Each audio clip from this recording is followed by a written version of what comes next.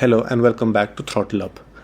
Today we are going to look at the Honda Elevate, which was basically long time pending from the Honda stables as we were dearly awaiting to see a mid-size SUV from the Japanese brand. They have taken their own sweet time, but is it worth it? That is something that we'll have to see in this video today.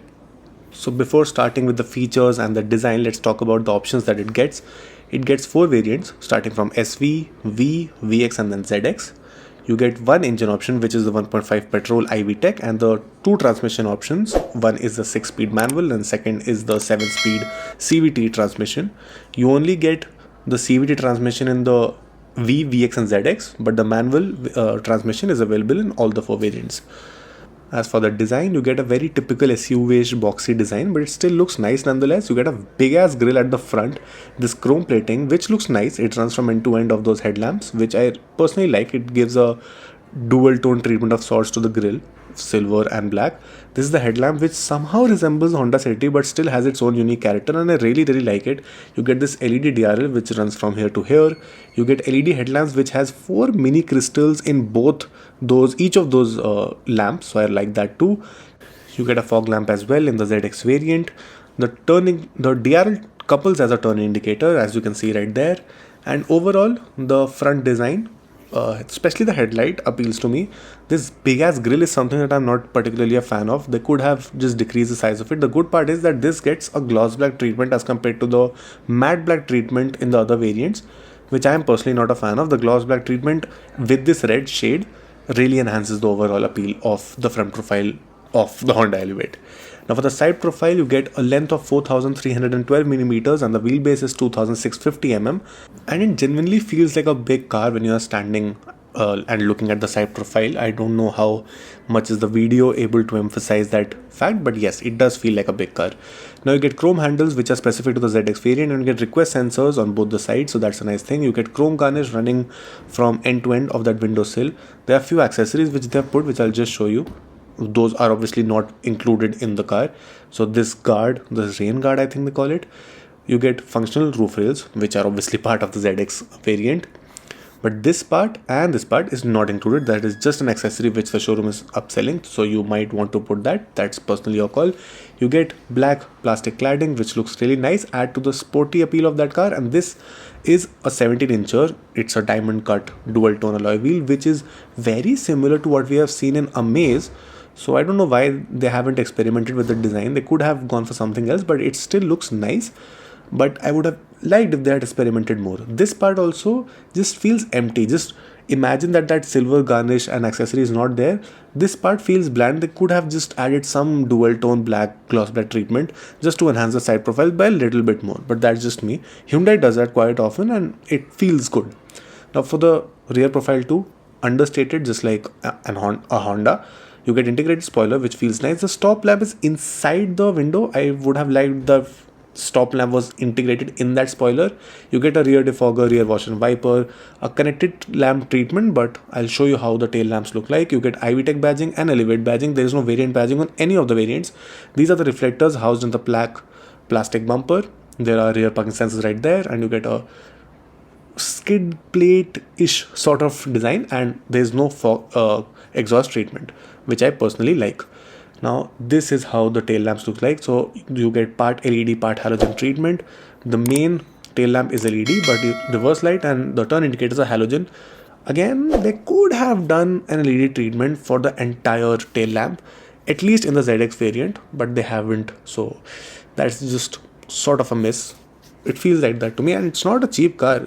It costs 15 lakhs ex showroom for the manual, which is the one to go for, but yes, we'll come to that in a bit. But the boot space is class leading. You get 458 liters of boot space, which is class leading in the mid-size SUV segment. And the fifth wheel, it is quite a hassle because they have put this mat with the boot. It's obviously not included in the car, but yes, this is an R16 steel wheel as the fifth wheel, so you do not get an alloy, neither do you get an same size wheel. So that's that. You simply get a halogen boot lamp, and there's no utility apart from that. There's no 12-volt socket or any hook. Not a very big problem as such, but yes, one thing that I just wanted, it was quite a steep expectation, but they could have given power tailgate in the ZX variant at the very least. But this is where the things get interesting. The color on the door pads and the interior is amazing. I love the treatment that they've given the interior across the dashboard and the seats. I love this treatment. This stitching is so neat. It feels so luxurious. I love the design. This is leather. This is hard plastic. The blacks are all hard plastics, but this leather, this caramel shade of sorts, is a very nice color. It feels very luxurious, and it is obviously soft in touch. You get very sturdy door handles. You get a tweeter which is nicely designed. You get bottle holders which are straight, so they are not problematic to place your stuff in. So that's really nice. Now coming into the rear seat, the ingress and egress is very easy. It is on the taller side, but that's just like an SUV, so it still feels very nice. You get good amount of legroom. The legroom is actually very nice. Is there any recline functionality for the rear seat? No, there is not. So the reason I was checking that is because I feel that the recline angle is a little too upright. There's also a problem for the third passenger because there's a hump in the seat and also on the floor. So third passenger might be a little uncomfortable. And the thigh support is adequate. It's could be more because I'm coming from a city and then city has more. You also miss out on the third headrest, but there's a cup holder with two. There's a center armrest with two cup holders. There are adjustable headrests for the rear, so that's nice. You get AC vents very specifically like the Honda City, and you can still get a 12-volt socket. There is no Type C on offer in the entire interior of the car, but we'll come to that in just a bit. You get two magazine holders on both the sides of the car, and there is obviously a handle, but you do not get any panoramic sunroof because that's the sunroof that you get in the ZX variant and the VX variant, same size. Because of the lack of panoramic sunroof, the headroom is adequate, and this is how the dashboard looks like. Personally, I feel it's much better as compared to the Honda City for the reasons that I'll state in just a bit.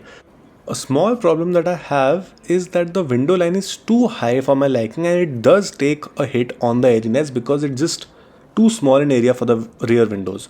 At the front, it's a different story, but at the rear, even with the C-pillar window, it still seems on the lesser side to me. But yes, apart from that, the rear seat is a good place to be in. Just a little bit more recline in the backrest and a little more thigh support, just 19-20 ka difference would have just increased my experience overall, just improved my experience rather overall. So that's just something to look back upon. Now for the front door pad, you get a similar treatment. Again, as I said, I love this shade. You get a decent space bottle holder. These are the 4 power window buttons, auto up down for the driver side only. You get adjustable ORVM, and obviously you can close it or open it from the driver side seat itself. There is no electrical adjustability even for the driver side, even in the top variant, which is quite a miss to me in this day and age. When Kia Seltos is offering it, you should offer it. Now there are 2 pedals because it's a CVT variant, as I just showed you. This is to open the bonnet, this is to open the fuel lid. You get buttons for the traction control and the headlight leveler. Now let's get into the driver's side seat where things get interesting. I'll tell you why. This shade is, I'm just in awe of this shade because it's still, this is obviously the blind spot camera and that's a tweeter. Now coming to the shade. The Kia Seltos STX Plus gets a tan shade and I loved it. This is just slightly better and it's so good. The color even in unconscious part mind of yours, you wouldn't even realize why you like this car. This shade will make you just fall for that interior. Now this is how the cockpit greets you. You get a very nice sound when you close the door, just when you get seated in the driver side seat. So that's very nice. It's also in the Honda City, but that's something that I personally like. Just very small things here and there which improve the overall experience. Now this instrument cluster, some people like it, some people don't. I personally love it. It's neat. It gives me the analog treatment even in digital format. The speedometer is on the right. You get left for the tachometer, which also is basically the MID, where you can just press the home button on the left side of the steering wheel and get the G meter, the driving information and whatnot, just like this. You get the settings, you get G meter as I just mentioned, the tachometer, and it's so clean, it's so nice, precise. There is no confusion. The animations are smooth. And again, it's nothing new. They have provided the same thing in the city as well. And it does the job. Why tweak things which are already nice? So again, this is one of the best instrument clusters that I've seen in the 20 to 22 like price segment, and this includes the Kia Seltos's new instrument cluster. Now for the steering wheel, you get leather wrap, which is adjustable in tilt and telescopic. The steering wheel, very chunky to hold, very nice to hold, and just gives you that confidence, and handling is nice when I drove it. This is how you toggle through the screens on the MID, just like you can see right there. These are the buttons to control the call, and you get an ADAS suite in only the ZX variant of the Honda Elevate, so that's nice. The right side houses the cruise control and the ADAS buttons. You get a third spoke, which again is something that I like. You get paddle shifters because this is a 7-speed CVT transmission, but do not go for this jazz. Just stick to the manual transmission with the i-VTEC. You will love it. I have the Honda City, and there is no problem with the lack of the features in a Honda car when you are driving it, because 1.5 i-VTEC just puts a big smile on your face. For the instrument cluster now, that is something that still does not bring a smile to my face, and I tell you why. This animation and all is nice. When you turn on the ignition, this animation is nice. Relatively, given the screens that we have seen in the Honda City, it is a step up. I will give you that. But as compared to the Hyundais, the Kias, and even the new Tata Nexon, which is just released, the touchscreen is still lacking. Why? I'm just not able to understand the interface, which is unlike me. I do get the interface at the very first instant, so that's me.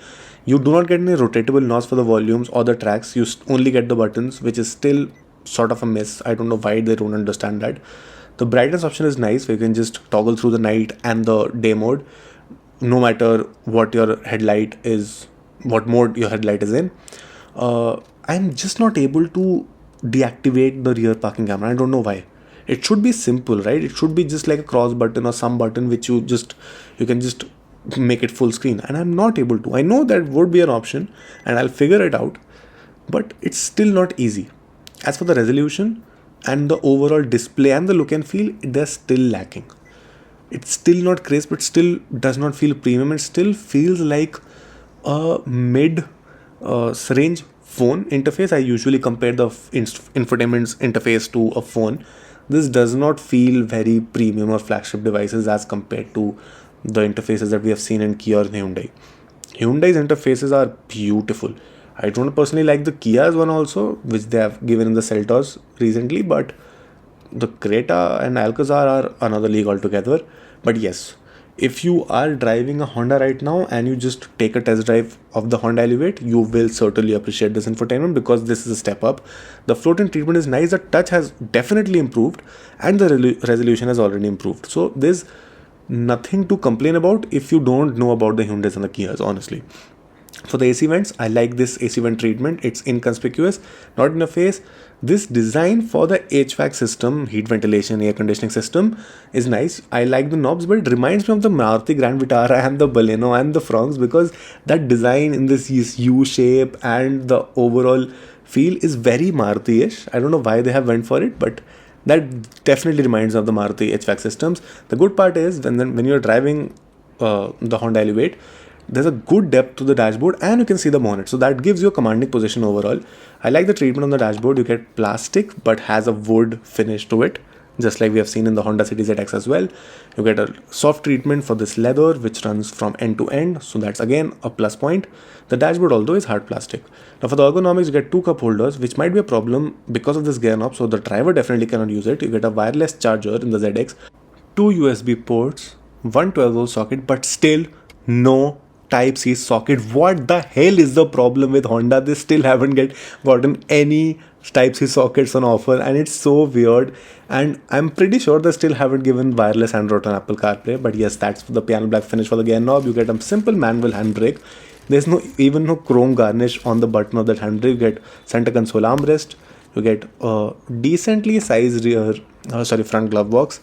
And the bottle holder on the co-driver side feels small, but it's not. It's the same size as the other front doors. You get auto dimming IRVM, LED treatment for the cable lamps, and that's for the sunroof. You get manual sun blinds because it's a small sunroof, but one touch operation for the sunroof. Now the glass pane on the open size for it is okayish. I wouldn't say it's class leading. Well, because it's not. ZX should have had a panoramic sunroof, plain and simple. But yes, for the safety features, you get a lot of safety features in the ZX, primarily the 6 airbags, because 6 airbags are not a standard as compared to the new Kia Seltos, and even a lot of Hyundai Creta variants also offer it.